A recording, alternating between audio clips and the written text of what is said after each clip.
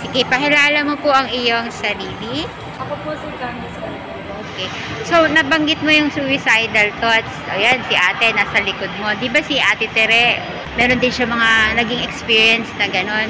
So, isa ba yun sa reason ng devotion mo kay Saint Therese? So, paano ang naging relationship yun ni Saint Therese? Actually po, hindi po siya talaga ng Then, nag-start lang po siya kay Tia Carlo. Parang, siyempre po, parang sa akin po. Pag kung ano yung meron po, dun din po yung meron po. Doon na po nag-start na nag-grow po yung meron po sa akin. Parang, pag may problem po ako, sa kanya po agad ako nakalapit para mag-defend. Tapos, like, hiniiyakan ko po talaga siya na habang hawak ko po yung niya habang nagdalusan po. Then, ayun po, ang dami po magandang mangyari after. Naging takbuhan mo rin ba siya pag nagkakaroon ka ng mga ganong kaisipan? Nung una po kasi, hindi po talaga. Tapos ngayon po kasi, siya na po talaga yung naging takbuhan ko. As in, kahit ano pong problem, iuuna ko muna po, like, pupunta ko muna kay Ate Tere, tapos sabihin ko na, Ate Tere, ikaw na lang po magbigay kay God mo, ganyan, kay Lord ko, kayo na po bahala magpasa sa kanya ng mga dalawang. Sabi mo ba na pwedeng maging intercessor si Saint Therese on mental health issues? Yes. Kasi ngayon pa lang po, damang-dama ko na po yung presence. Lalo na kapag malaki na po yung devotion, magtitiwala at magtiwala ko. Kumbaga, lumalalim.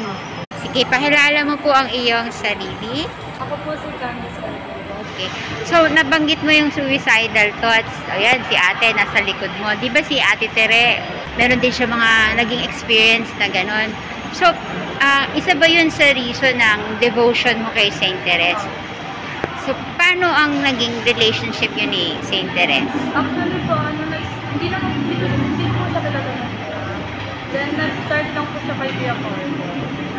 Parang, siyempre po, parang sa akin po. Pag kung ano yung meron po, dun din po yung meron po. Doon na po nag-start na nag-grow po yung meron po sa akin. Parang, pag may problem po ako, sa kanya po agad ako nakalapit para mag-defend.